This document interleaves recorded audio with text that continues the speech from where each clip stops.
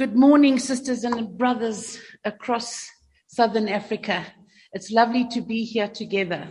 I'm going to introduce Neil Mitchell, and it's my pleasure and joy to introduce Neil because he is a brother of mine in very many ways. First, we have a family connection through his close relationship with the family into which I married. Second, as brother and sister from the time we faced the oppressive state machinery as young activists in the apartheid movement. And finally, for the past 10 years, we have shared and continue to share the richness of our Dominican family, its charism and spirituality.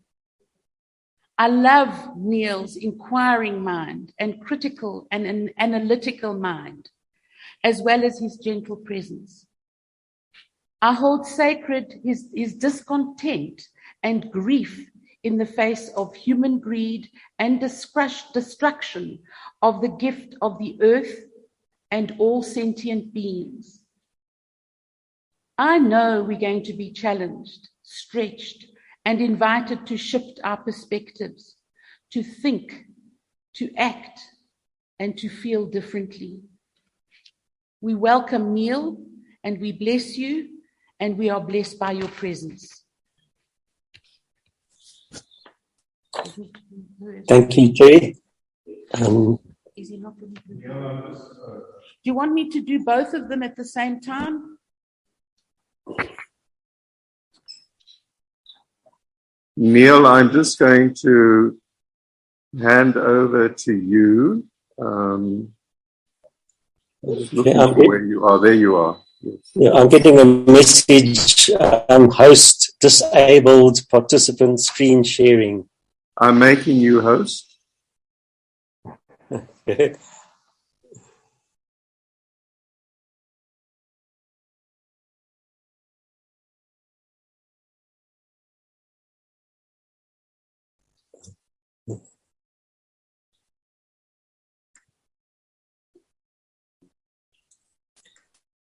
Okay, good morning. Good morning, everybody. And thank you for the invitation to give this presentation. And thanks especially to Sister Mary and to her team, Sister Mary Tuck, for all the very hard work that has gone into preparing this day. One of the things that kept my spirits up during the lockdown that began in March 2020. Can everybody hear me all right? Okay, it looks like it. And I hope you can see the presentation. One of the things that kept my spirits up during the lockdown that began in March 2020 was hearing children playing. My window here in Pietermaritzburg at Emmerton overlooks the garden of the block of flats next door. And it was delightful, enchanting to hear the children squealing with laughter, children playing hide and seek, counting to 20, coming ready or not, running around and having fun. And I wondered what they made of this pandemic, whether they understood why they could not go to school. And it also made me wonder, what kind of world are they growing up in? And what kind of world are we going to be leaving to them? I'm sure we are all concerned about the environmental crisis. I'm sure we are all concerned about the outbreak of COVID-19 that was declared a global pandemic by the World Health Organization on the 10th of March, 2020. The environmental crisis and the COVID-19 pandemic are related. They're part of the same package. They're both largely, if not entirely, the product of our human footprint on the earth. Many of the key indicators of the global climate crisis, such as greenhouse gas concentrations, the content of the ocean, the heat of the ocean, things like ice masses melting, they're getting worse and some of them are either approaching or they are exceeding their tipping points as the earth hots up.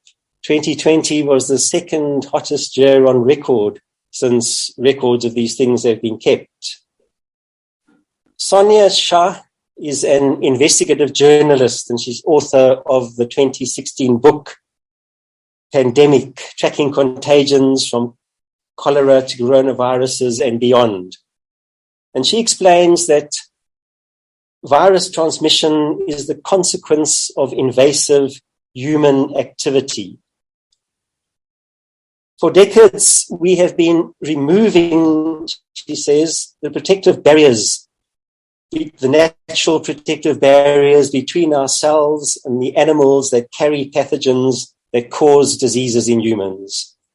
Things like cutting down vast tracts of rainforests to build roads, to create grazing land for cattle that we turn into meat, and cutting down forests to undertake mining. Among other activities, these human activities create the conditions for new viruses and diseases like COVID-19 to spread.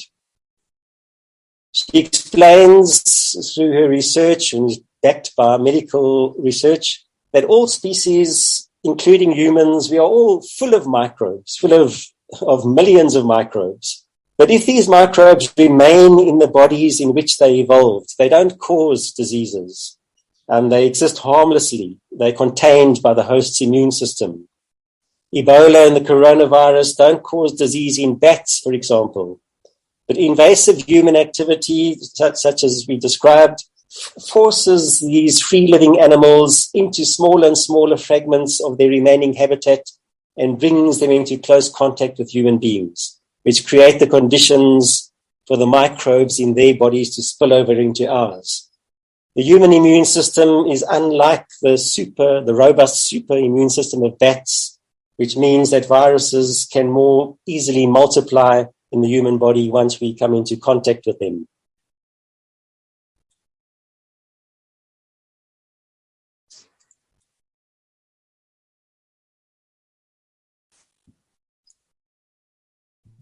My screen doesn't want to advance.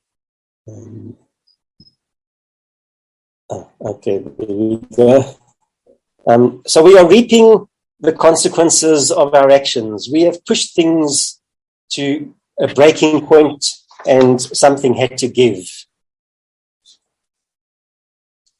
We are the victims. This is the way the public discourse on the coronavirus goes. And if we look at our church leaders and how it tended to cast us human beings as the victims in this pandemic. We are being attacked by a ruthless virus that's locking us down. It's forever mutating. It's disrupting our way of life. It's collapsing our health systems, killing us and destroying our economies. So the conversation goes. And we've placed ourselves on a war footing. We speak of having to combat this virus and triumph over it. We use this war terminology of medical personnel. They are on the front line. They're in the trenches fighting against this invisible enemy.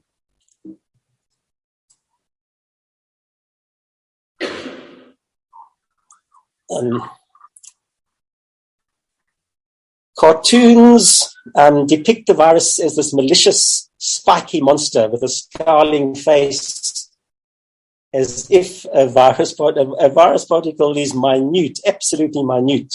It has a diameter of 125 nanometers, and 1 nanometer is 1 billionth of a meter. And our cartoonists depict this coronavirus as if it has personality, as if it has a consciousness, as if it is actively on the prowl, and as if it's coming to get us.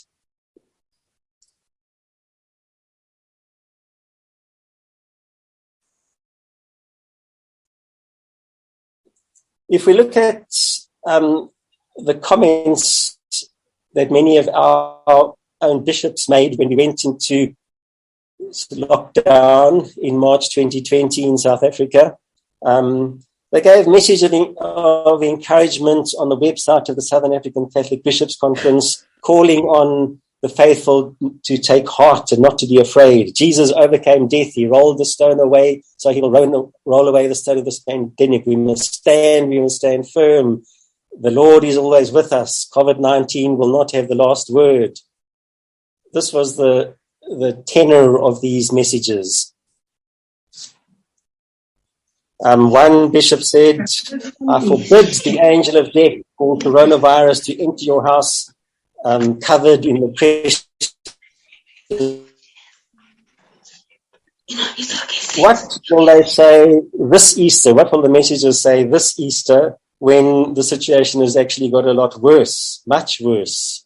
Globally, the statistics yesterday, there have been 360 million confirmed cases of COVID-19 and more than 5.5 million deaths. And those are only the deaths that have been reported to the World Health Organization.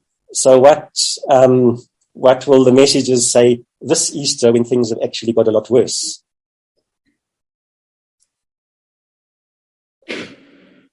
This response, we might call this the church response. I venture to say that it's a rather simplistic response. It's simplistic from both a theological and a scientific point of view.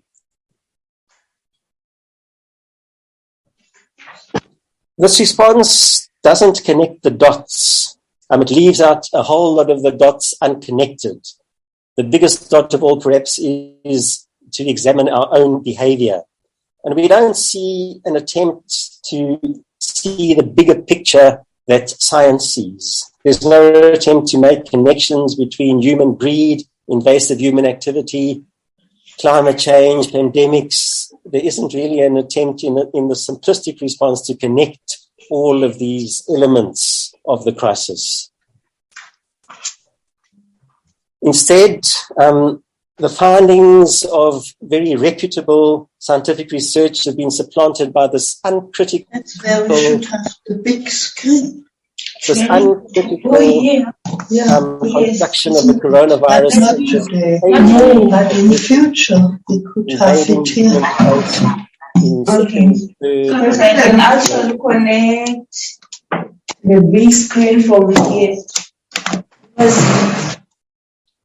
The idea that God will protect us from a disaster that is of our own making, that God will take this pandemic away if I pray hard enough. It works very, very good. Very good theology. So can people mute themselves? If you're not muted, please mute yourself. The expectation that God will protect us when God, the Creator, has already placed these natural protective barriers between us and the viruses, which in often our very greedy human activity we have removed. We need to examine that expectation for its logic. What would be the lesson that we would learn from that? Praying to God to protect us from this virus when we have, through our human activity, removed the natural barriers between us and the animals from which these pathogens spill over to us. What is the purpose of prayer, we might ask? Can we change the course of natural events through prayer? So dark. So that Dark. She's God to do what we want through prayer. Sorry, Neil, you're the host. Please can you mute House of Adoration? They are disturbing you the whole time. Yes, we are here. Can you mute House of Adoration? Yes, please. House of Adoration, please press your mute button.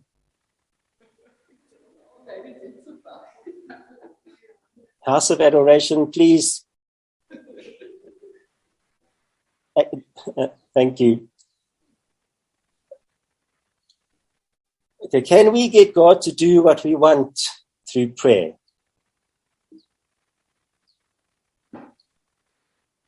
The purpose of prayer is to change us, not to change God.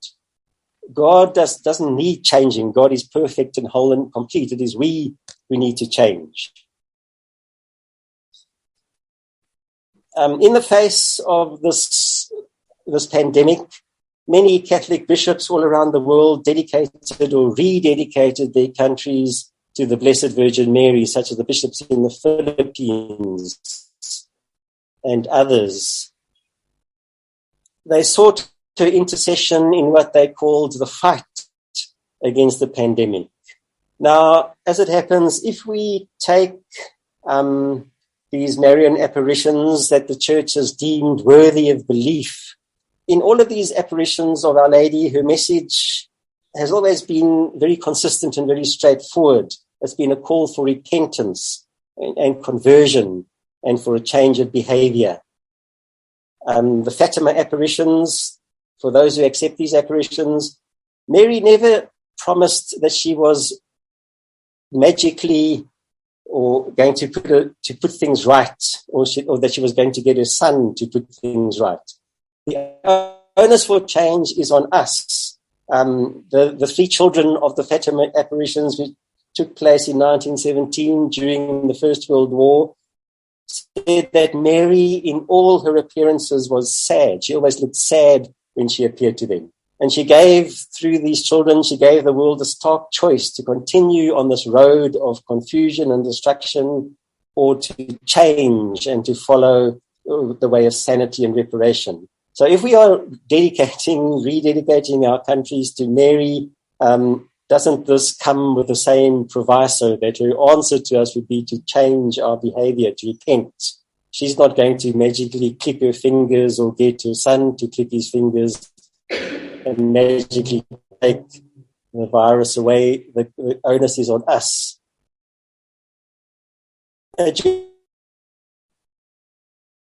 Unit and the International Livestock Research Institute made the point that most of the response to the COVID-19 pandemic has treated it as a medical challenge or as an economic shock, while ignoring the real underlying environmental cause. This report that the real underlying environmental cause of the pandemic has mostly not been addressed. Doreen Robinson, who is UNEP's chief of wildlife, stated that an intense surge in human activity is breaking down, the same as what Sonia Shah, the investigative journalist, said, is breaking down this natural barrier that once protected people from a number of pathogens. And it's critically important to get to the root causes. Otherwise, we are just reacting to things rather than trying to solve them. And this UNEP report identified these on the screen as the drivers of disease. Increased human demand for meat, unsustainable agricultural intensification, increased exploitation of wildlife, urbanization, mining. These are the drivers of disease identified in this UNEP report. The report has stated that the pandemic has shown us that environmental health and human health are intrinsically connected. And the report called for a One Health approach that brings together medical, veterinary, and environmental expertise. The root cause, Doreen Robinson of UNEP said we need to identify the root cause. Not necessarily the only cause, but the root cause of many human diseases that escalate into pandemics. Scientists are pointing to as disregard for the lives of animals. Thomas Lovejoy, who is a senior fellow at the United Nations Foundation, is a professor of environmental science at George Mason University. He was the one who coined the term biological diversity, since shortened to biodiversity. He says the COVID-19 pandemic is the consequence of our persistent and excessive intrusion into nature and the vast illegal wildlife trade, in particular the wildlife markets. Sorry, I keep getting messages to admit people.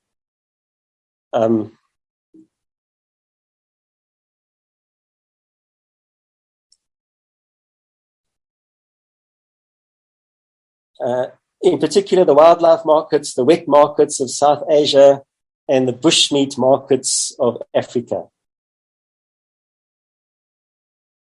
The solution, he said, is to have a much more respectful approach to nature, which includes dealing with climate change and all the rest. David Benneter, who is a South African philosopher based at the University of Cape Town, says he's an academic and an author. He maintains that the coronavirus, so I keep getting just to admit people, he says that the corona pandemic is a result of our gross maltreatment of animals. Celia Dean Drummond is probably the foremost Catholic scholar, at least in the English-speaking world, on eco-theology. She's both a scientist, she's a Catholic, she's both a scientist and a theologian. She's currently the director of the Laudato Si Research Institute attached Oxford. And she says, we project onto COVID a moral agency that's not really there by using the language of battle and evil. The evil is our own practices, specifically the practices of illegal animal trading in the wet markets of China that created the problem in the first place. She says, we need to face up to our own moral responsibilities rather than blaming something that's risen through our own misdemeanors. So the message is we are, if not entirely responsible, we are largely culpable for bringing climate change and pandemics upon ourselves. They are of our own making. The inadequacy of the church's response, the questionable nature of its theology, expecting God to just magically somehow take this away, our denialism, where we evade our responsibility for the pandemic and for the ecological catastrophe, and the extreme inequality created by a world economy which is in deep crisis that we often ignore. All of these add up to a great blind spot. So it's apparent that we need a new story. A new story is yearning to be born in our human culture. This COVID-19 pandemic, which is related to the ecological catastrophe, has brought things to a head. And we are in a kind of cultural inertia, and we need a way out.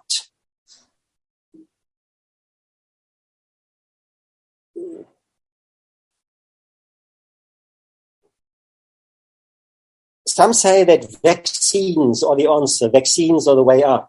And most people, of course, welcome vaccines, but the vaccine comes with a catch, for it allows us to remain in our state of denial about our behavior.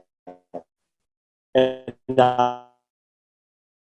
with the feeling of invincibility that a vaccine gives us, so that the changes that need to happen might not happen.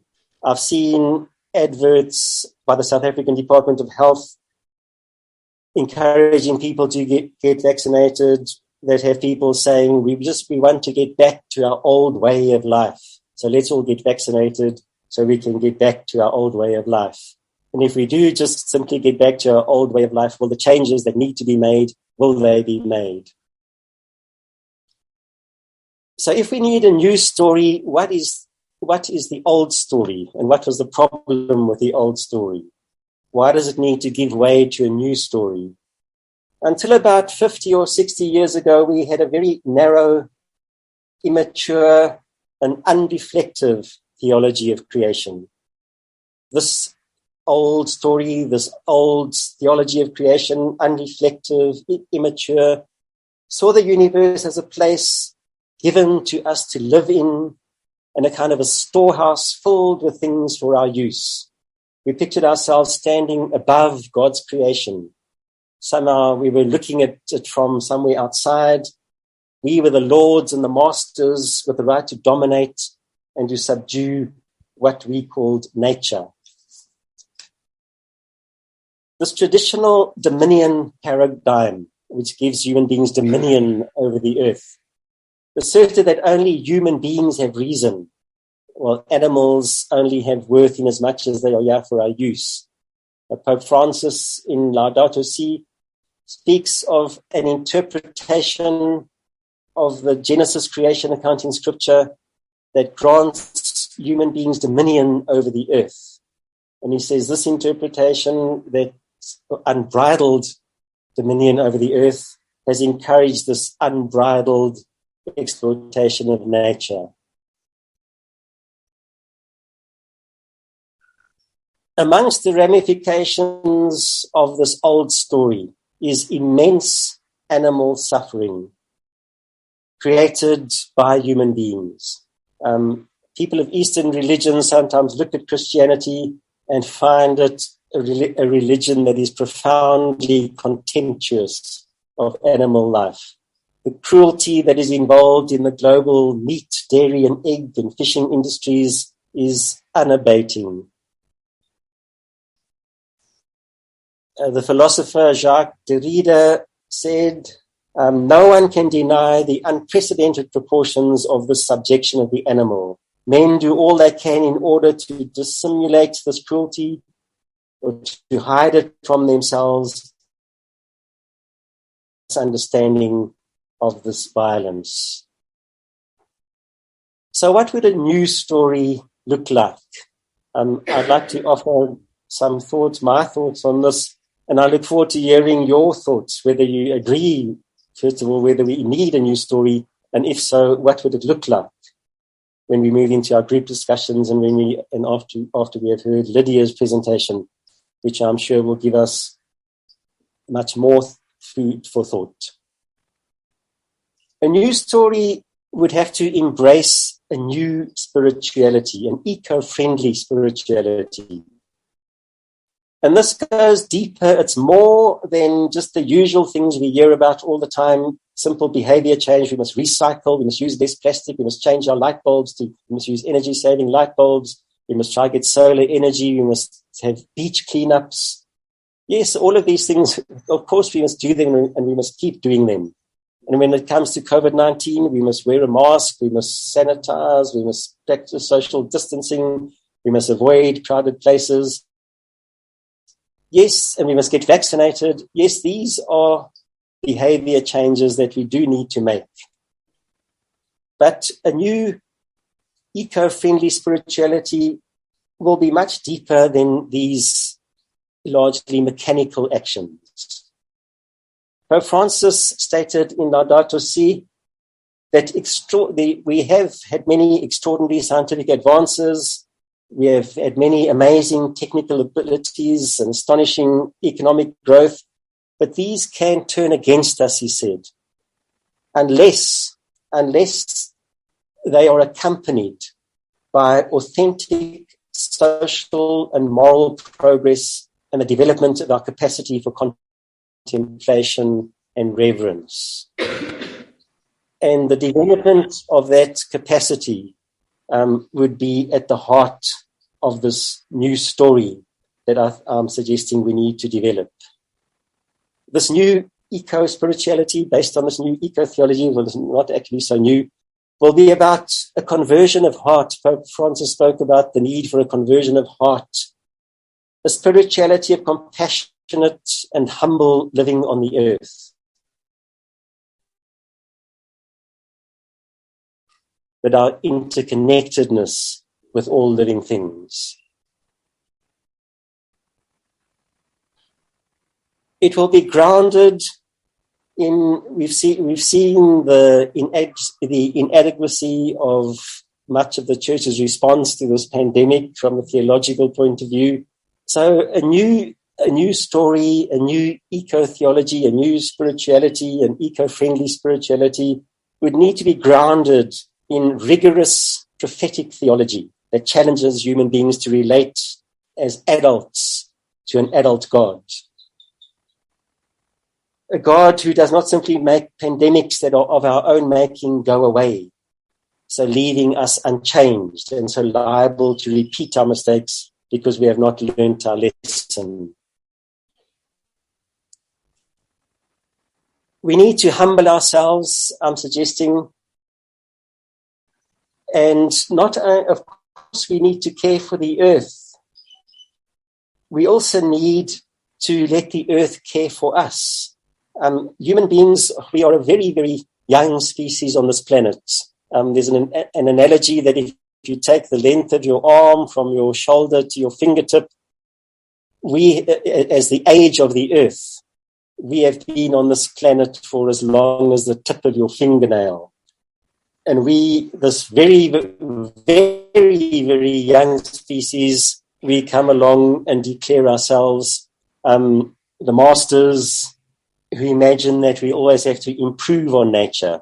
So it's not only a matter of taking care of the earth, but also learning to let the earth care for us. The earth has been regulating itself for eons of time, long before human beings arrived, and we need to learn to live according to the rhythms of nature. It's abundantly clear that we are not in charge.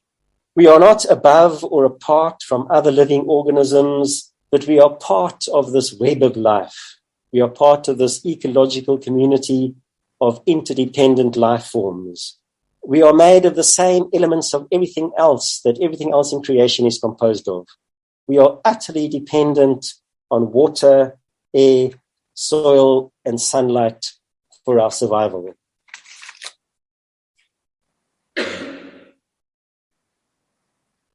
So this new story would need to make the connections.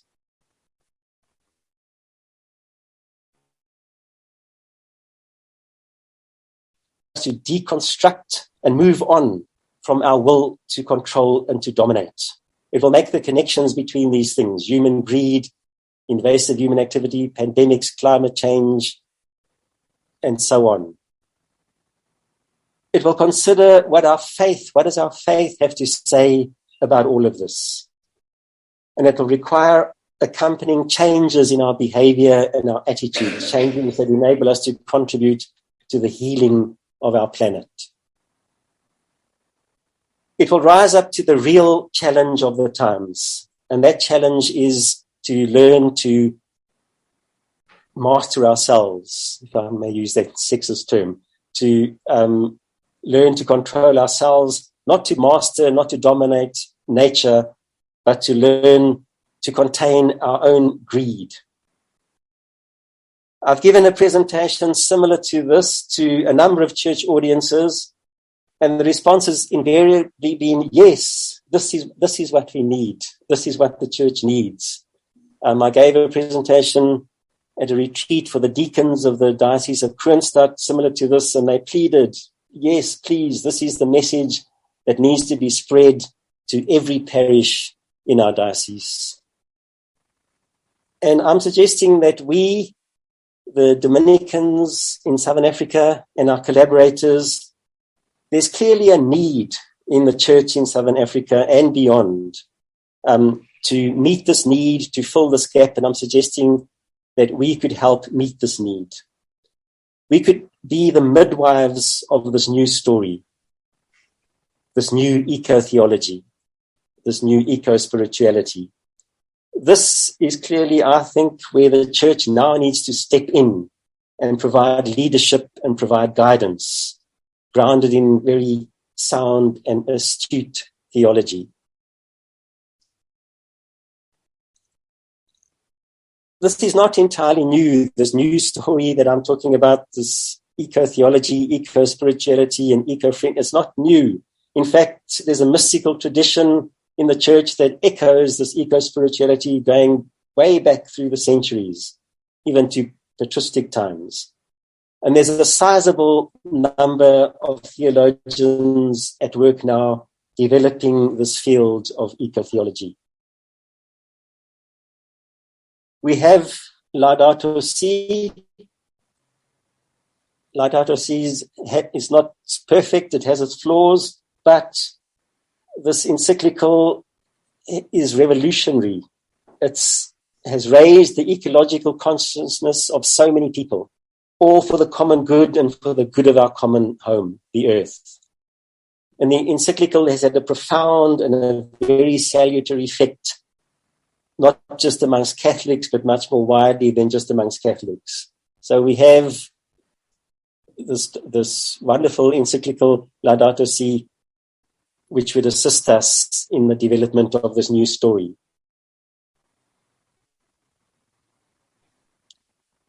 There's not much happening in our part of the world to develop this new story, this eco-spirituality, an eco-spirituality that is rooted in Africa, that reaches grassroots people in the benches, in the churches on Sundays. So this, I believe, is an opportunity that is beckoning. It's an opportunity that we could grab. And we could build this eco-spirituality around Martin de Porres. His mother was a slave woman of African descent. We don't need Francis of Assisi. We have our own Dominican Martin de Porres. He showed his love equally to humans and to animals, including even vermin. We know the famous legend that the deal that Martin made with mice, rather than setting traps for them, he would feed them at the bottom of the garden if they stopped nibbling the linen. Martin and his sister managed shelter for animals, where Martin treated injured animals, and his healing arts and his skill as a surgeon were for human beings, not only for animals. He was known to have this gift of healing and a great knowledge of medicine, which he put into practice. The iconography of Martin de Porres shows him holding a broom with a dog and a cat and a mouse at his feet. He was a reconciler when it came to race relations. And his beautiful spirituality, the spirituality of this mystic and this prophet, this friend of all living creatures, this humble healer and reconciler, could be the inspiration behind this new eco-spirituality. The state of things, having to live in these new circumstances, we're going to hear more from Lydia later about COP26. Where do we go to now? The crisis that we seem to be in, the tipping point having been reached, it appears, the new variants of the virus appearing all the time. And this might make us afraid, frustrated, outraged, even angry. But that's an end that we can harness.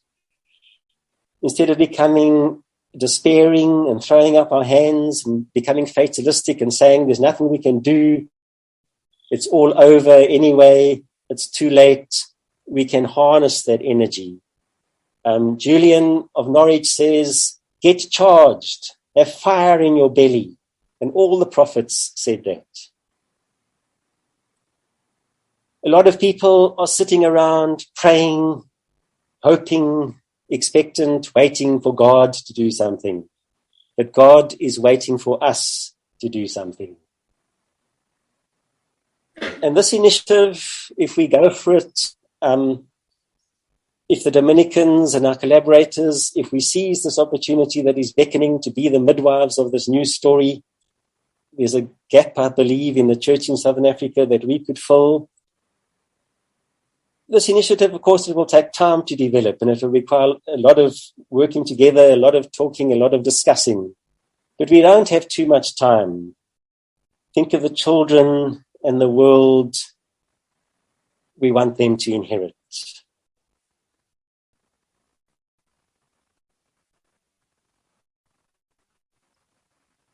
Thank you.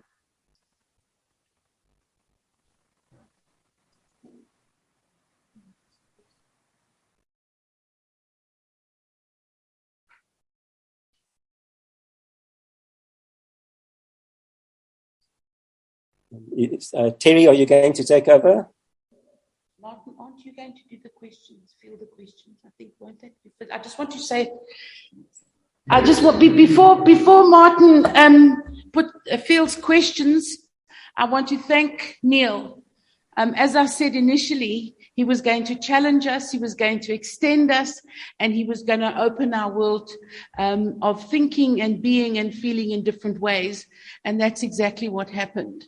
I think what was really important that I heard was that with our response to the COVID virus, we've been seeing it from a militaristic us and them perspective rather than seeing it as a consequences of human choice. The other thing that I heard was the profound challenge of seeing the virus within the rampant industrial complex of capitalism, global capitalism, and greed. And I think that's very important. And it was illuminating to hear your perspective on ecofeminism, eco-theology, and eco-friendly responses that are not superficial, but that challenge us very deeply to make different choices how we live and think and be together as a community of sentient beings. Thank you. Thank you.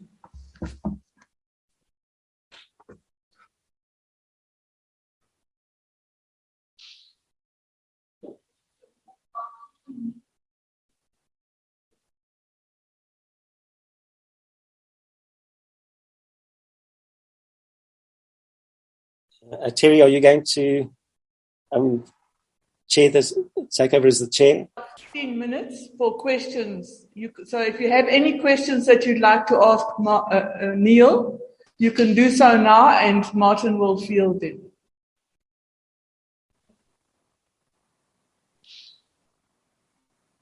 I would appreciate it if you just clicked your little raise the hand button so that you appear right in the front of the list of people who are participating. Then I can acknowledge you and unmute you for your questions. Thank you.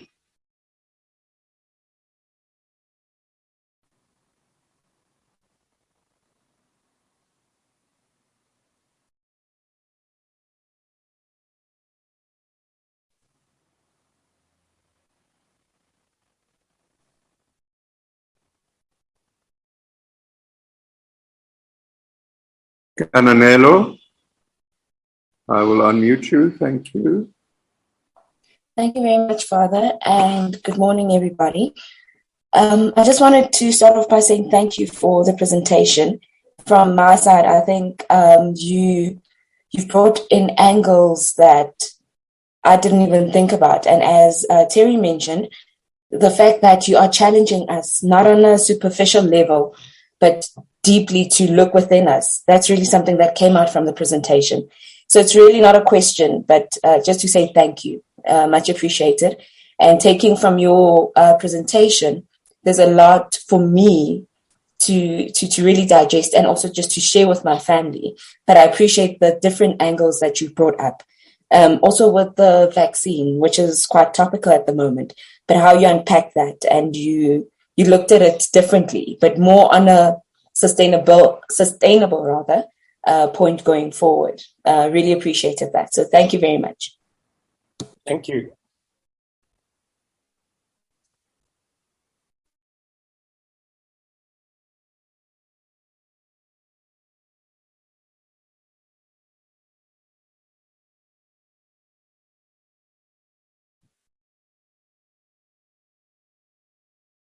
Stephanie?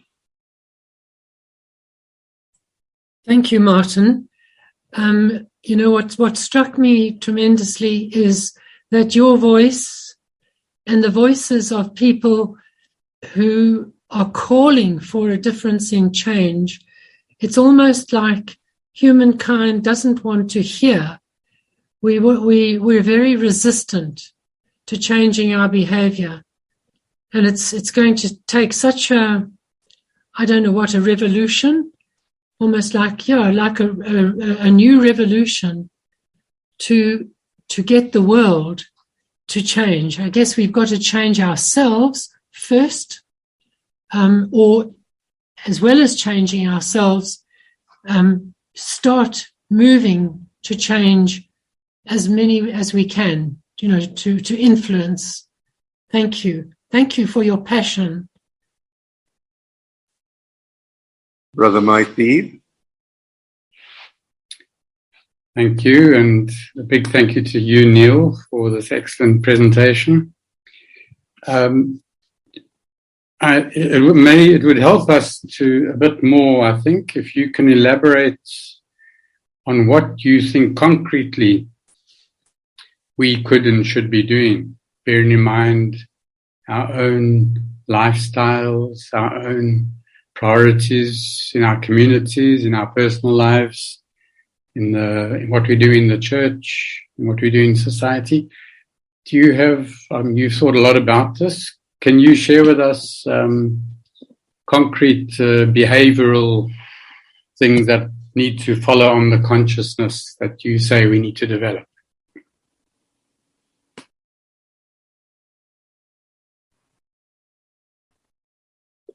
Yes, all those things that I mentioned that many people are doing, things like recycling, changing their light bulbs, going for solar energy.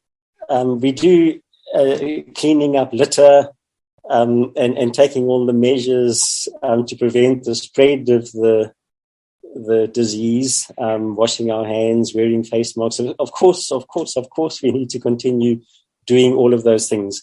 But I think they need to be underpinned. They need to flow from this new. Maybe I should stop using the new all the time because it's not so new.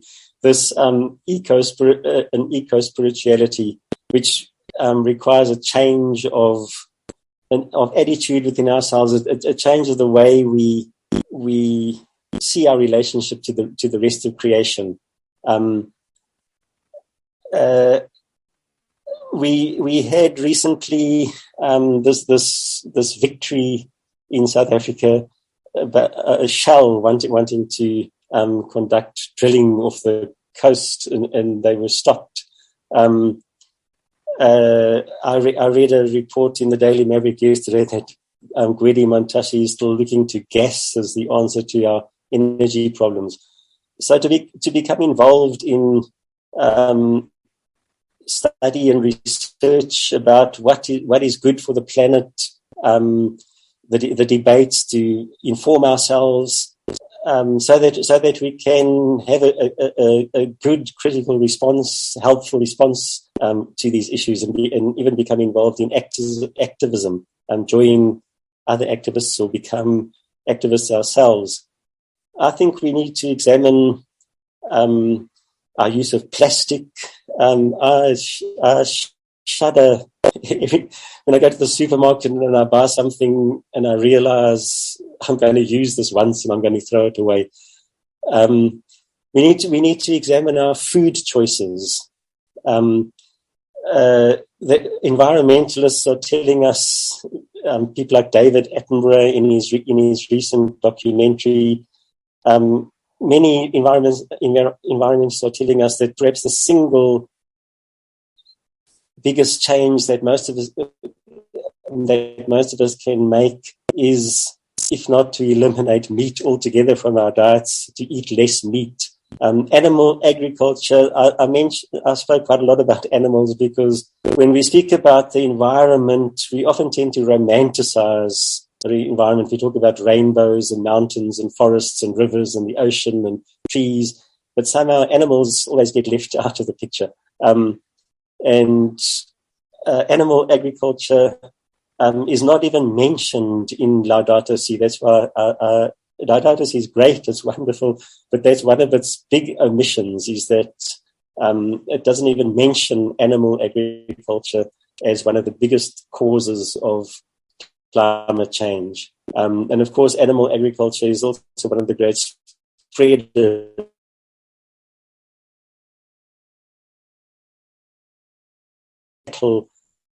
or how they were housed in factory farms. So the whole business of animal agriculture, I think, is an area for investigation. But in answer to Mike's question, I'd also like to see us not struggling with these things on our own.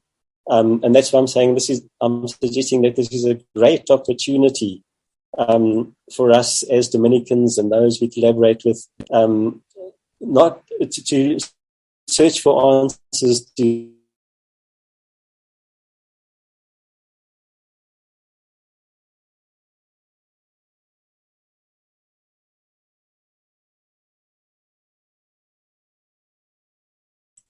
is a basic change of attitude, a basic change of the way I live on this earth.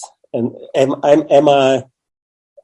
do I see myself as connected as part of the web of life with all other living beings? Do I have respect and reverence for all of life? Or do I still see myself, am I still an exploitative master?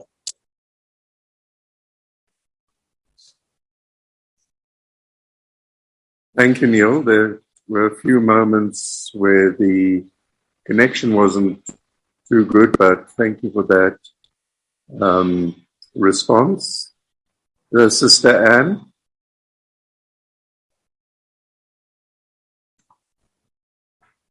Thank you. I put my little hand there before Mark Deeb's question was being answered. So thank you very much, Neil, for your talk and for your inspiration and your challenge. I really appreciated it deeply. And my question was very similar to Mike's, that we are deeply concerned, all of us, I do believe, all of us who are here today, and millions of others.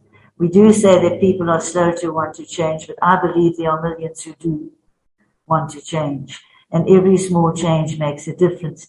And I was wondering if we couldn't use the whole synodal journey to deepen this change in awareness, because it's calling us to this collaboration, this listening to each other, but somehow that we as a Dominican family in Southern Africa could use all the opportunities we get in that, just to combine that effort together with this effort that you are promoting here today. I think it would help. And I think every tiny little change, even a small change we might make in eating meat or not eating meat, brings about bigger changes. So I wonder about linking this movement together with a synodal journey that Pope Francis has begun, and some of us have begun. Yes, thank you. And that's a wonderful suggestion to somehow try and link this to the synodal process. I hadn't thought of that. Thank you for suggesting it.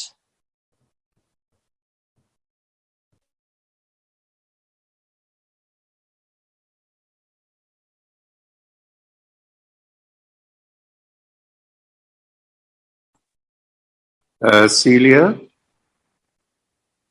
Celia, you will be the last one in this session, and then we'll take a 15-minute break.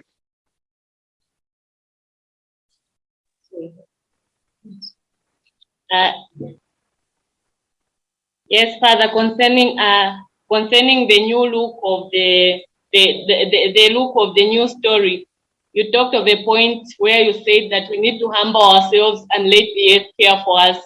Can you elaborate more on how we can let ourselves to be cared for by the earth, especially during this time of the pandemic, and looking at the world, the way we are experiencing the different calamities?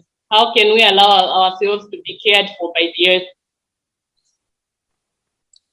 earth? There's a whole wonderful field called biomimicry, which is exactly about that, about learning to let the earth care for us.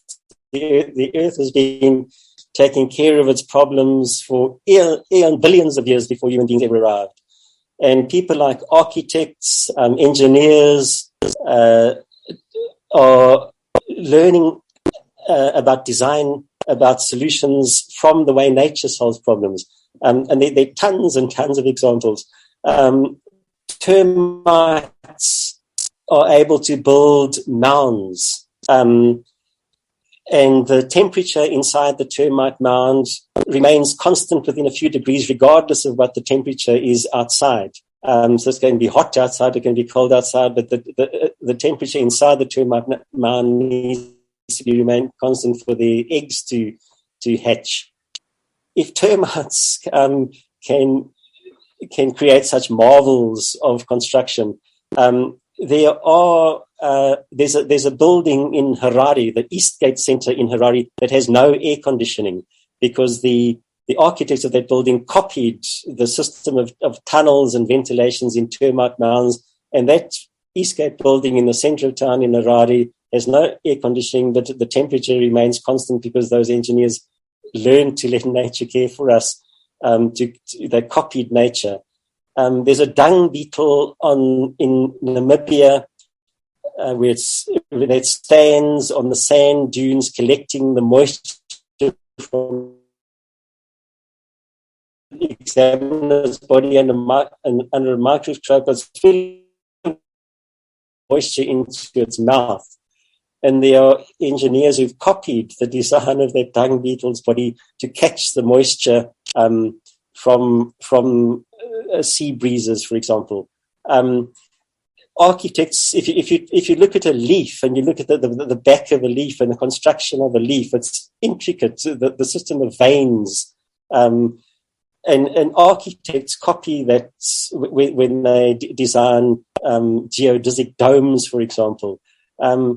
Engineers in Japan, bullet trains in the cities at night, they used to wake people up when they went through tunnels because of the sonic boom created.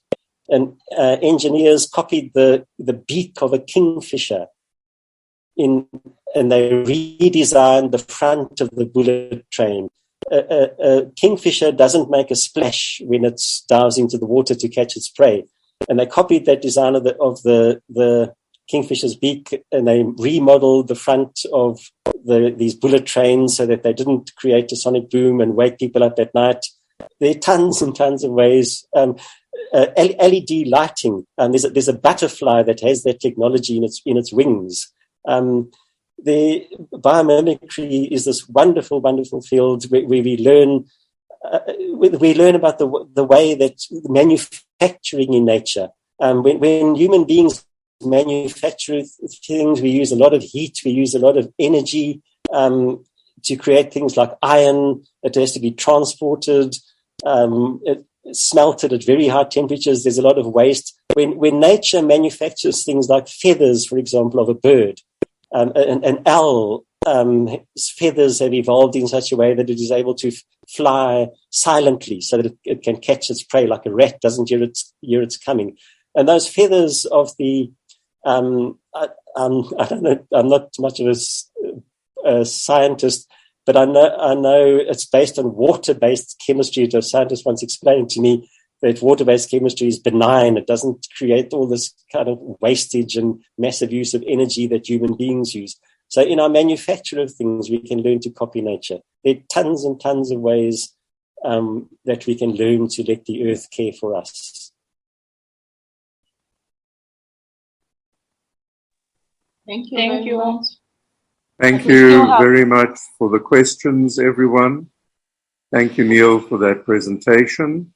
And we'll be back in 20 minutes at 20 to 11. Please remain logged in while we take this break. Thank you very much. Welcome back, everyone. I see our participants are all there. I just have a note about the presentation. Everything has been recorded and will be put up on YouTube. So where the sound has been a little bit patchy, I will use that editing opportunity just to even the sound out and make it very clear. But Neil also will send that we may distribute the written form of his presentation. So just that we will fix the sound in the recorded version for you. I now hand you back to Thank you, Martinez. Welcome, Lydia Machaka, and a very special thanks to Mark Deeb, who linked us with her. We were committed and desiring a young African voice into this space. And we've chosen well in you, Lydia. Thank you. Lydia actually is the Climate Justice and Energy Policy Officer at the CIDSE, which is a European organization for the International Cooperation for Development and Solidarity. This organization is an international family of Catholic social justice organizations, and they're working together to promote justice, to harness the power of global solidarity, and to create transformational change to end poverty and inequalities. Clearly, their work draws on intersectional justice perspectives, locating climate justice within the web of multiple justices: gender justice, racial justice, land justice, and all the other justices that they intersect with. Lydia is responsible for coordinating this organization's working group and connections with members of member organizations focusing on climate and energy. In addition, she supports policy processes at the United Nations level as well as the European Union level. She represents this organization on various platforms. She ensures information sharing and networking with partners and allies of this organization, including the Catholic Church. Over the last 9 years, Lydia has been actively engaged in climate justice and energy policy diplomacy within the network of faith communities in Southern and Eastern Africa and more recently in Europe. She passionately quests to understand people and our relationships with the whole of creation. She remains committed to challenging herself and others to hold our planet with deeper reverence and to live with hope. She remains positive, and as she says, we need to take conscious living seriously into our everyday lives. Doing so ensures that we do not neglect the communities we live in, and it motivates us to care, love, and act towards a healthy and sustainable future. It is all in our hands. Welcome, Lydia, and we are very, very privileged to have you with us. Thank you. Thank you, everyone. Thank you for Mike Deep as well for suggesting me, and Sister Mary for contacting me. I would really like to take this opportunity to share my thoughts today after listening this morning to the great presentation we've heard at the beginning, setting the tone about understanding the place or the basis of all our climate action or even everyday living. I thought, I was given an opportunity to talk about what happened at COP26 and now what. So the title is After COP26, Now What? So before I really start, I wanted to just check. I am not able to see everyone on the screen, but I guess maybe the technical team could help me with this. I just want to ask one question, just to try and see if particularly young people are familiar with the names that I'm going to just call out. So who knows Greta Thunberg? Okay, I see some hands. I see quite a few hands. So some people, yes, are quite familiar with who Greta Thunberg is. I'll share a little bit more about who they are. But who knows Raisa? Raisa in South Africa? Okay. Who knows Vanessa Nakate from Uganda? Vanessa, yes. Vanessa. Okay, somebody said yes. All right.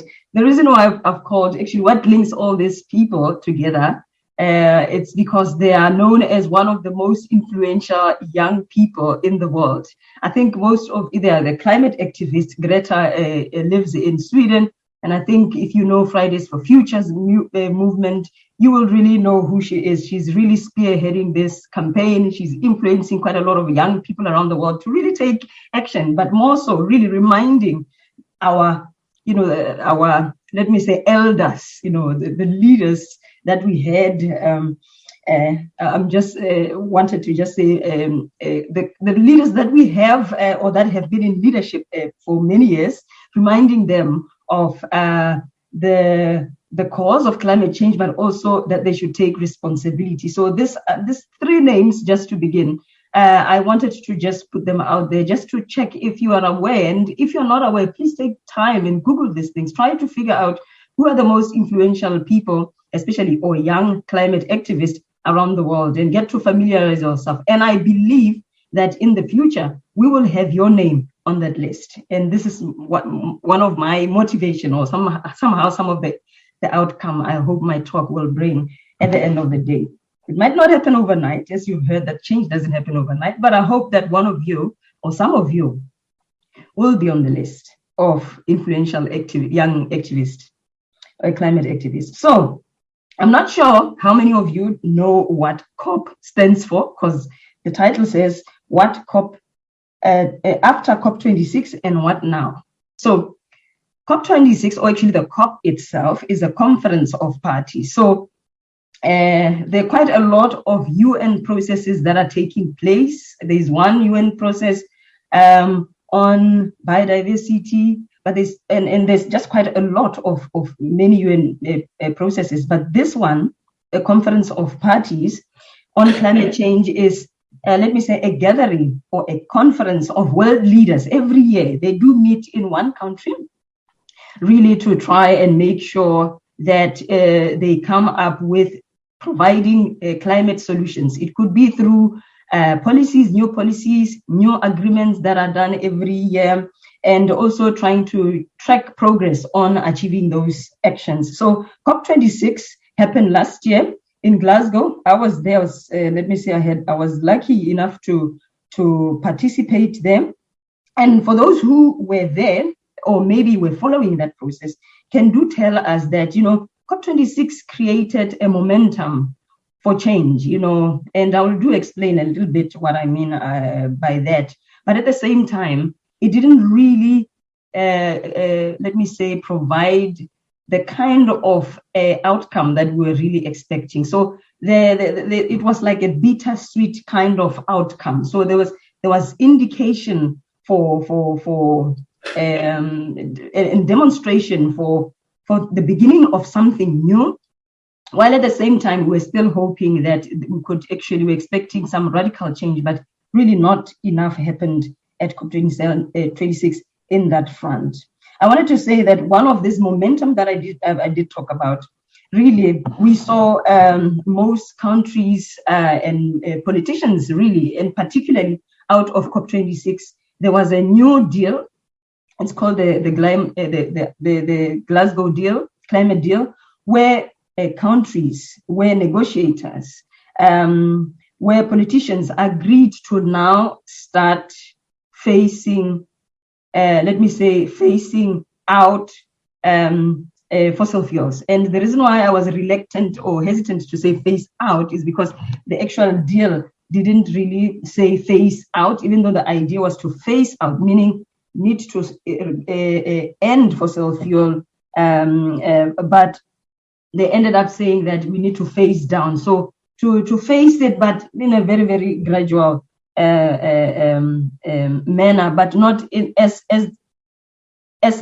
expected or as the pace that we might have wanted, because there are no clear indication on how soon can this phasing out or phasing down begin. So there was just this indication that countries are interested in ending fossil fuels. So at least for the first time in at COP or in the climate negotiation, there was that discussion. So that was the momentum for the change. But really, there was not enough that was achieved in terms of providing climate financial or climate finance to support developing countries to address climate change. I mean, there was a lot of negotiations since this whole process began many years. I mean, the Paris deal in 2015 was really one of the places where, let me say, world leaders agreed or committed to provide financial support for developing countries to address climate change, simply because they were not the most contributors of climate change. But up to so far, that target hasn't been met. I don't really want to go into much detail about that, but something that we also had expected at COP is that now we know that we live in a moment where we are facing quite a lot of disasters, climate disasters, typhoons, cyclones, hurricanes, mudslides, deforestations, all of that. There is what people have been experiencing called loss and damages. So this climate impact have become unbearable. So we had hoped that actually world leaders will recognize that, yes, now this climate impacts are unbearable and are creating damages in society. Perhaps they could have put or committed to put finances for this type of damages. But actually, there's no agreement around that yet. But although, of course, there was one country, actually Scotland, that managed to put something towards that, and they hope that in the future there will be more finances. But we had hoped at least it would be more than what was provided. So I wanted to just say, so that is in a nutshell what was achieved at COP26, and there's still more to be done this year, in the year 2022. And really, one thing that we think could create hope or maybe, a sense of hope or an indication that we could still do more is that in 2022, all governments have been requested to then advance or even increase their pledges to address climate change, or what they call nationally determined contributions. So every country is expected to be more ambitious in their commitment at national level. And this year will be used to then encourage or apply pressure on governments to be more ambitious, because the pledges that are put on the table, the plans that are put on the table are not really sufficient to help us keep the 1.5 degrees temperature goal, because the sciences do tell us in order for us to avoid dangerous climate consequences, we really must always do our best to make sure that our efforts make or maybe keep the temperature increase below 1.5. So this year, the idea is to try to achieve that goal as much as possible. So I wanted to say that even last year, outside this COP26, there's quite a lot of youth activism that we've seen. hence I started with mentioning Greta there, where we saw quite a lot of climate strikes that were happening throughout the year, even at COP26 as well. So we see young people also, contributing to this new narrative. I remember the previous speaker talking about we need a new narrative. Greta is making her own contribution. Then today I'm asking Dominican youth and say, what is your narrative? What is it that you would like to say or contribute in this whole crisis?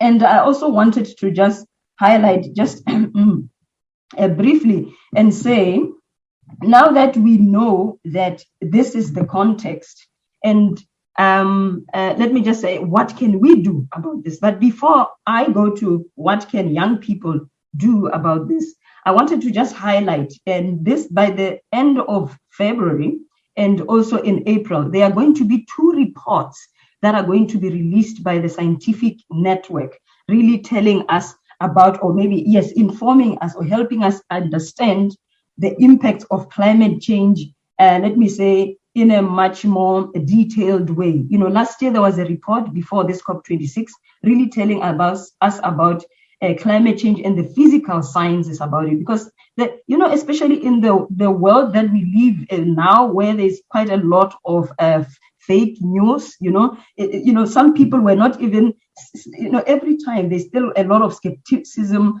and confusion around whether climate change is still real or not. Across the world, these realities are different. In Africa, we know because already we are living, we're already experiencing the impact of climate change. And as if they're talking about maybe meeting 1.5, this temperature goal, 1.5 by 2030, just know that whatever temperature we meet by 2030, for Africa, it will be double. So the impact will be so devastating. So before COP26, there was this report that was released talking about the physical science, just really making us also better understand the climate science. And actually, for me, it was just somehow shutting down or maybe for a lack of a better word, confirming what we know, because there's quite a lot of skepticism, but that report was really confirming that indeed climate change exists and making the connection between humanity and the cause of climate change. Some people think, oh no, it's just natural systems. The world just do change when change caused by itself, and it does. It's quite true. That process still happens, but another process that influences that cycle is human behavior. So that report was telling us, but these two reports that are coming in February and April, please watch out. They're going to be important. They might be important tools for you to use in your own activities this year. They call it the IPCC 6th Assessment Report, Working Group 2. That talks about the climate impact. So now this is updating us about the impact. What does that mean for Africa? What does that mean for economy? What does that mean for the US and many other countries? But for us, I guess we can check for our region. And in April, then it's going to tell us what can we do? What can governments still do even with this impact? So that's what government can do. What can we do, especially young people? What can young people do? I would really like to just quickly touch into maybe three important items that I wanted to highlight before I actually dive into that. I wanted to highlight that, okay, yes, one of the positives that also came out of COP26, there was a pledge. Actually, I think about 8.5 billion pledge finance that was coming from France, Germany, UK, the US, and EU has been promised to be given to South Africa. This, the promise was made last year, so I'm hoping that it will start, functioning this year. But we know that in the future, South Africa would or might be given this money, and this finance is for, shifting from coal to renewable energy. For me, that is all. There's quite a lot of opportunity. That could also talk about jobs as well.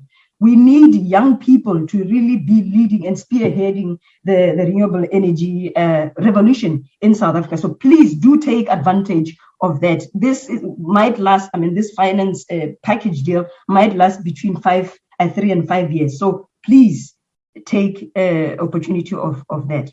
And yes, in the coming future, with this, finance package, I believe also that South Africa and many others will still be talking about a just transition. So when people move from coal to renewable energy, everybody must be involved in really making sure that this transition from old technology, which is fossil fuels and fossil energy, into renewable energy, that it is done in a way that it is inclusive, it's just, and it's equitable. So we make sure that young people are also part of that process. It's not only maybe huge companies, Eskom and many others who are leading this process. Young people need to direct and become a part of this, journey. And also there was a COP26, another deal to end deforestation by 2030. So there's all these deals that we see, but at the end of the day, we must make sure that these deals become a reality. And we need to ask ourselves, what can we do? Do I want to remain a spectator and hear about all of these nice things? Or do I actually want to be a part of this change? What young people can do? One, I think that young people are most likely not resistant to change. There's quite a lot of surveys that are done around the world talking about, actually, that was measuring young people's willingness and awareness around climate change. Over 80% of young people all over the world, I think that it's about 1.8 billion individuals in this world, do believe that climate change is important and something must be done. So young people, I encourage you to lead this process, and not only just leading by, when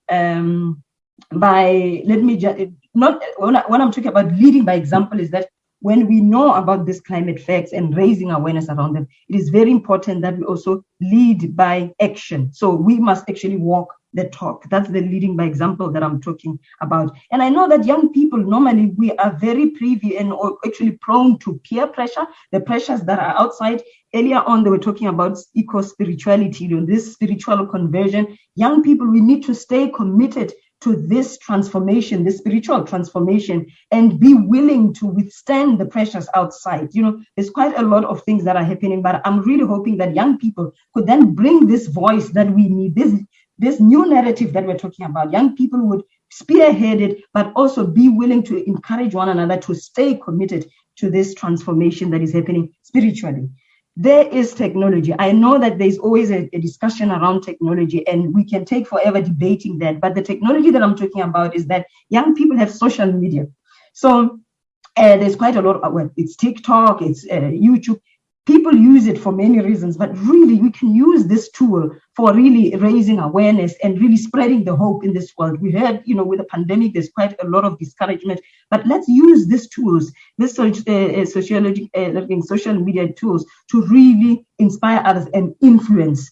Because this year, young people know about, we are living in the world of influencers, but, imagine what kind of an influencer can a Catholic youth be? What flavor are you bringing into society if you then become this influencer with spiritual conversion or eco-spirituality? Imagine that.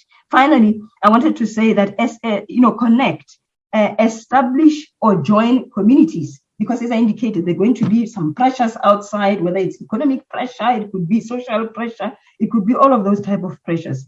But I would really like you to connect to the communities of like-minded young people so that you energize one another. When you stay in a community of like-minded people, the more likely you are to sustain the change that you want to be or to actually influence others. I really want to end up by saying that, yes, the Pope really talked about universal solidarity, talking and indicating that we're in the same boat, meaning that now we need to actually see ourselves as integrated beings or integrated communities. Yes, we know there's, over the past 2 years, there's been negative, but also there's also positives. Identify the positives and become the change in the world. Thank you so much.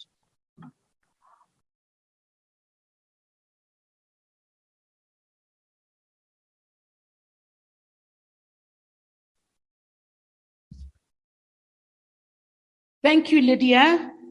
Thank you for your contribution, for spotlighting young African climate activists, for encouraging young Africans to spearhead the climate revolution, and for creating communities of like-minded people so that we can advance the pushback against the devastation of our earth. So thank you for that.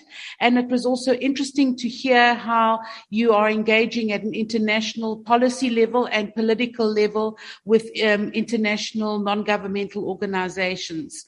It is greatly appreciated, and your heartfelt plea has left us energized. Thank you very much, Lydia.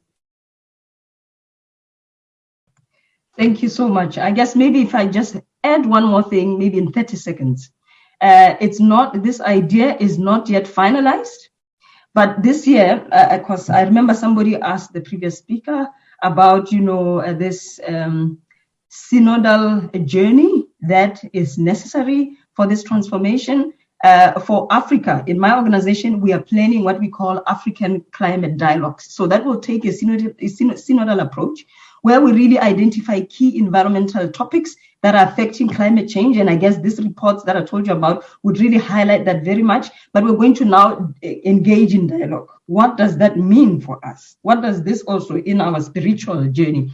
That will involve quite a lot of bishops' conferences involved in Africa. So like I said, this is still a concept, but we really hope that this will become a reality. And as soon as that happens, would like you to be part of this journey.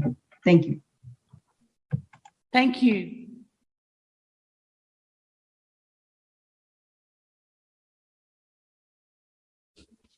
Yeah, this.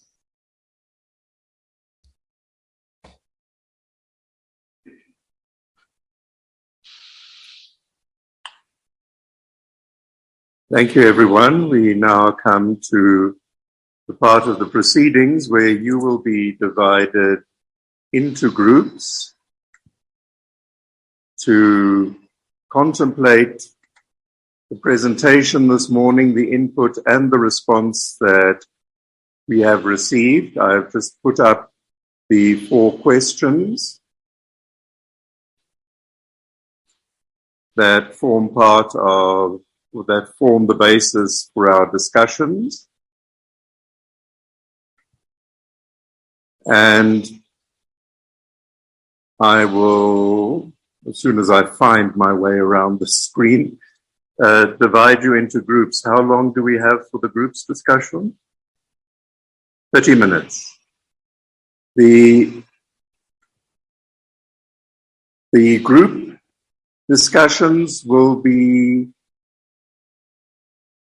automatic, breakout rooms, and there will be 7 breakout rooms with about 8 or 9 participants per room. You will find yourself in a breakout room with other people. It's randomly assigned. You have the questions. They will remain on the screen in front of you. So please spend the next half hour in that discussion. Hello, everyone, and welcome back to our general session. I ask that whoever's making a contribution from each of the groups, just raise your hand and then I will give you a chance to talk. While you get into that, I will ask that those who undertook the discussion here at Springs launch the process for us. Just give me a moment, sister, to change the microphone.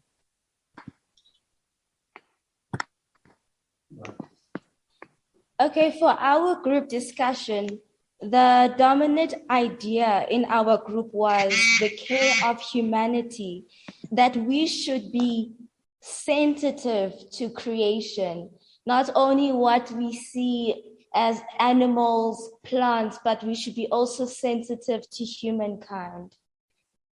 Thank you.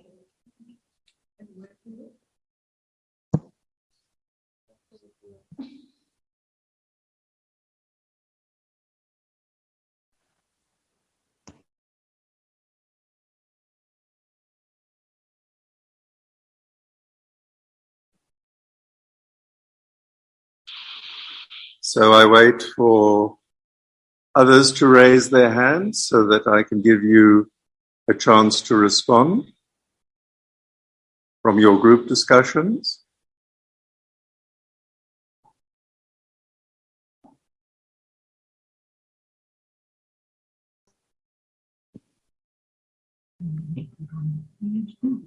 Yolani, would you like to speak for our group?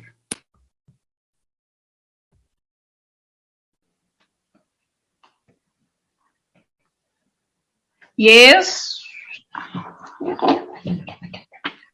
Okay, Yolani, I recognize you. Let me just...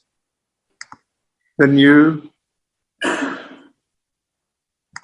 Thank you.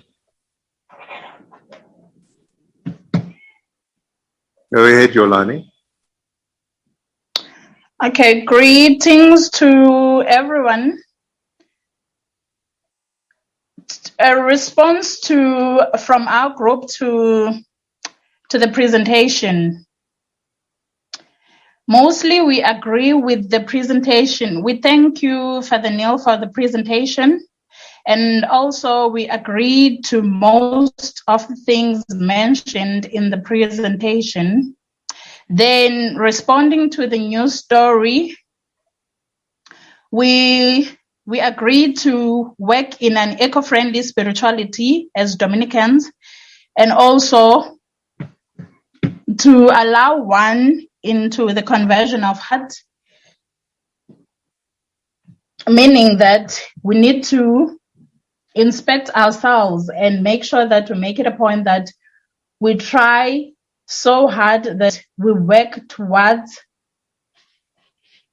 the insights given by Father Neil, which is recycling, using solar, and also following the coronavirus precautions, and also the change of behavior in relation to creation, which is the presentation for some of us. It reminded us that we humans, we are just a small part of the long history of creation. Therefore, we need to take care of the world and also let the earth take care for us. Therefore, when we participate or we tackle the activism matter, we need to consider those that are in the employment, and also make sure that it doesn't affect those living in the areas which the activism might take place, and also not deprive people of their jobs. We should also consider citizens and not disturb or disrupt employment. And one thing, as much as we can inspect and would like to do things individually, but also we should remember that as a Dominican, we should also promote togetherness. We should work together with our communities, work together with our people in the Dominican communities that we have, and also our communities where we are settled. And also make sure that whatever we do, it is not crucial for the environment, and also it is not crucial for the people. Yolani, thank you so very much. Is there anybody else who would like to add to anything that Yolani has mentioned there? From your own groups? Cananelo? Let me just continue. Thank you. Thank you very much, Father. Thank you very much, Father.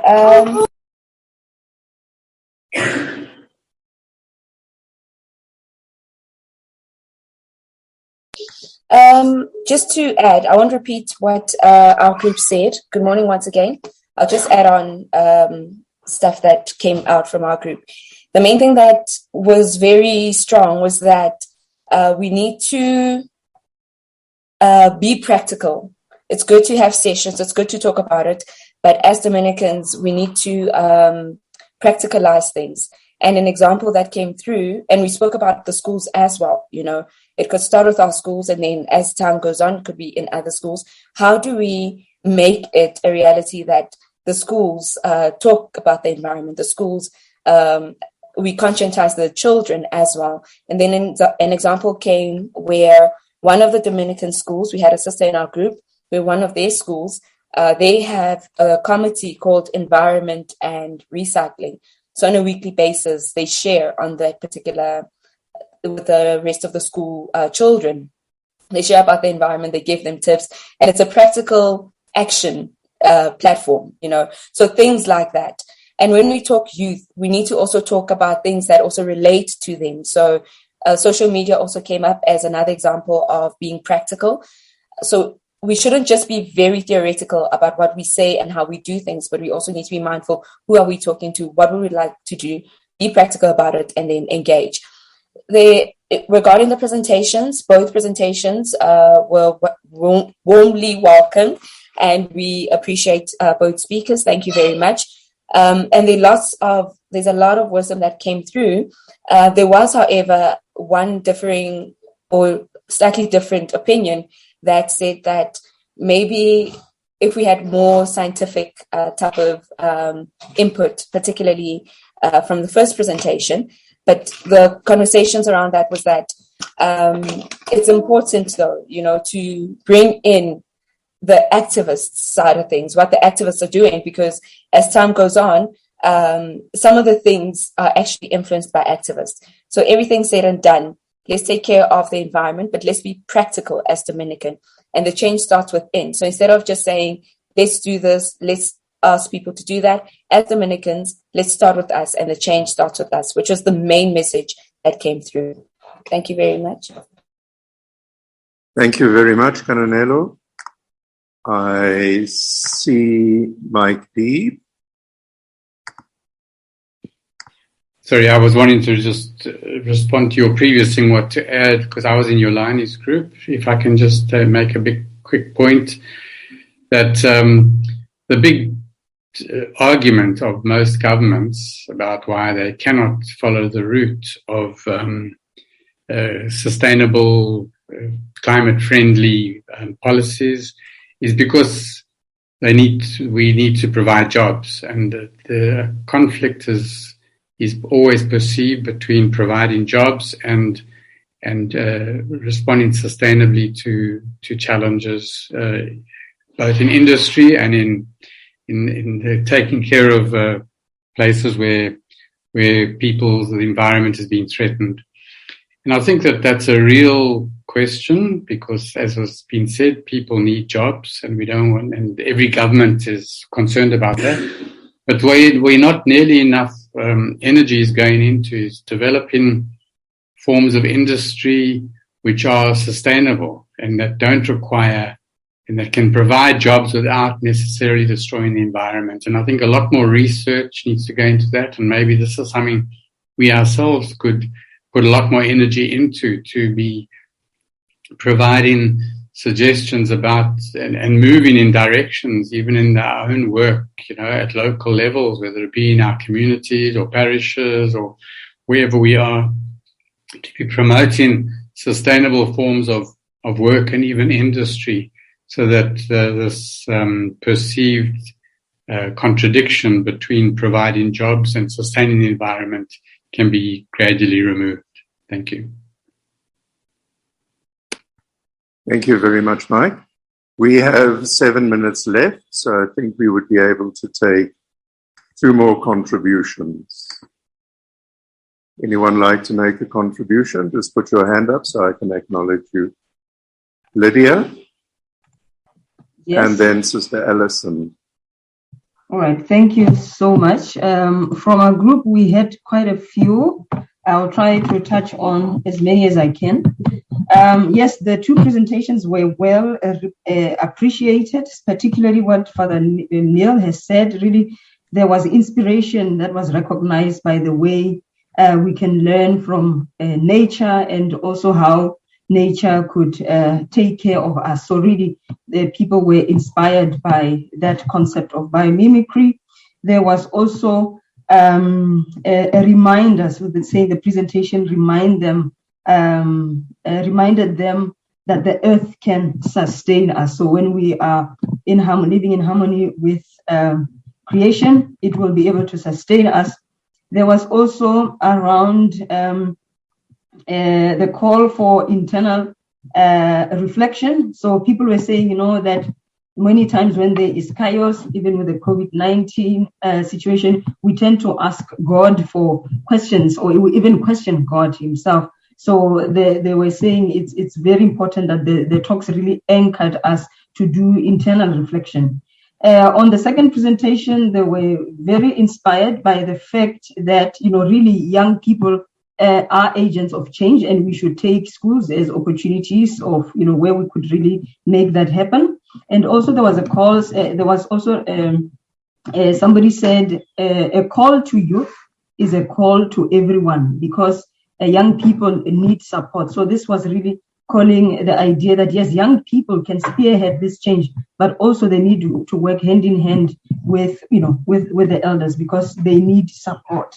There was also talking about they were inspired by the fact that with all this there was hope that young people could be mobilized around the green energy transition or the green energy revolution, and also they were interested in learning more about this synodal approach to the African climate dialogues. Yes, people did agree that yes, we need a new story, and this new story needs to include social and environmental justice. Also, at the same time, we need awareness and education. There's something that said that we need to act, but this action needs a proper awareness and education and knowledge exchanges around best practices around doing that. And also talking about we need to change mindsets. It's not about just following instructions, do this, recycle, but really that needs to be accompanied by mindset shifts. I guess there was also finally talking about that, this change needs to happen at an individual level, this attitude change needs to happen at societal level, but also everybody must be involved, because when we work together, we will be able to create that critical mass. Finally, what we can do, or the Dominican family could do, is to collate everyone's contributions today, put them together, develop action points to follow up. I think that's what our group came up with. Thank you. Thank you very much, Lydia. Sister Alison Munro. Yes. Quick look at what we said in our group. There was emphasis on the use of social media as a tool of education and information dissemination. What the group also looked at was the call to young people equally being a call to older people, and the collaboration between both. And working with the positivity, it's easy to get caught up in negativity when we look at the degradation of the earth and disasters and so on, but to look at things, how we can work with them positively. There were some practical suggestions about what is already happening and what can happen elsewhere, like planting trees and the various things that were mentioned by Neil, and continuing to educate others. A call to this new story is a call to reconnection with Earth, because we are not taking sufficient care of it as a world, as a planet. And for everybody to take responsibility. It's so easy to pass the buck and to make it somebody else's problem instead of our own. And even if we're doing something, we need to be doing more.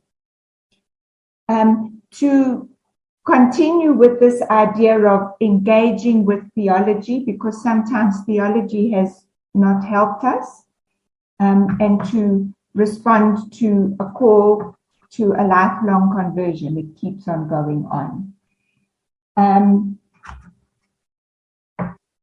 And obviously to respect the gift of life and to enthusiastically encourage others to do the same.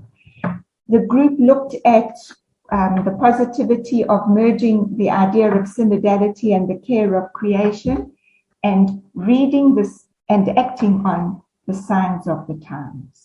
Thank you. Thank you so very much, Alison. Unfortunately, yours will have to be the last contribution so that we can honor the time commitments that we have made. Thank you to those who have been able to make a contribution here live. Those of you who have written down your contribution, please do submit them to Sister Mary or to myself, and we will add them to the information being sent out after this session. I would now ask that, I'm just going to shift over so that Sister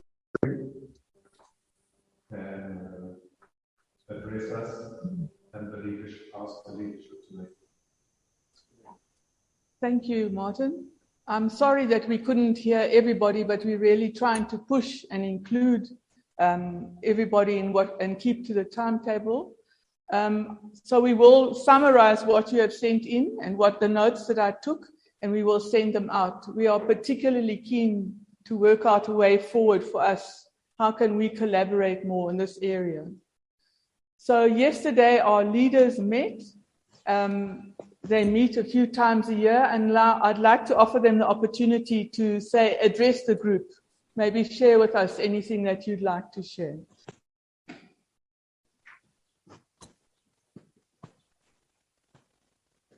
And please, the leadership group, I see Anne, you waving there. I'll start and let the others add if I'm quick enough. Yesterday we met, and Ruda was our leader, and she'd arranged a talk on synodality. That's why it was so far in the front of my mind today. And it was good. We did think that maybe we could choose as leaders something to go forward with as Dominicans, but we said, no, let's wait until today and choose what comes out of this meeting, because the meeting was going to choose a focus. Well, it's clear what the focus is, and I think that we probably will link it up with the work we said we were going to do as regards synodality. We were going to encourage our membership to take part in it. We'll just see how that goes forward. We know that there's so much uncertainty, there's so much unknown, there's so much that's challenging in the world right now. Sometimes we get overwhelmed with the nitty-gritty of the needs of the congregation and forget the needs of the world. So we decided we need to be aware. So today was a good call, broadening out of what we were discussing yesterday. We acknowledge that Dominic left us a legacy of communal discernment in his time already, and which was in essence he left us a legacy of the synodal journey when he spoke about everything being decided in communally, and insisted on that. And so we would like to be able to share that with the world somewhere. So not just discuss things in our community, but extend it wider to the local communities around us as well. That whole sense of journeying together towards a whole society, a whole planet, a whole planetary community. So I think that's all I can say. I don't know if anybody else would like. We also want to thank the people who organized this day. It's we're extremely grateful to all of them. The little group up here in Gauteng, including Neil, he's part of that group.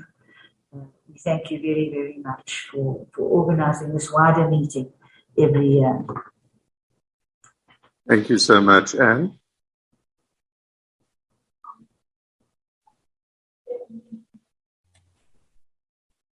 I know I'd like...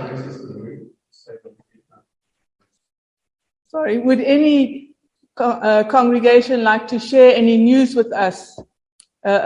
Anything that you'd like to share with the whole group about your own congregation? I know I'd like to ask for your prayers. We're hoping to have our general chapter. In fact, we're determined to have our general chapter in April, May. We'll be starting on the feast of Catherine of Siena.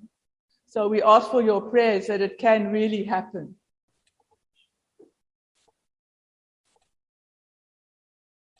There's Stephanie.